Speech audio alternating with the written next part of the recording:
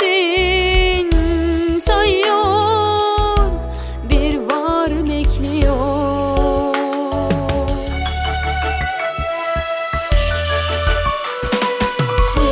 Susarsam içimde alev olacak, konuşsam buz gibi ferman bekliyor. Hayatın sonunda sonsuzluk veren, altta ölüm olan derman bekliyor.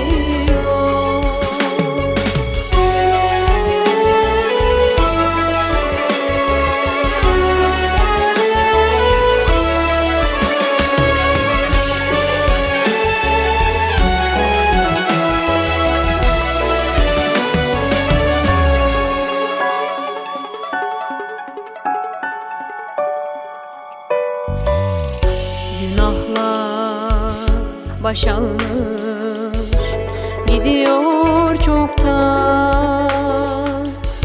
Melekler yazacak, sevap bekliyor.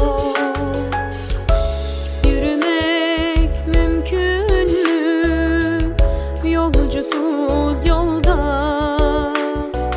Bir soru kendine cevap bekliyor.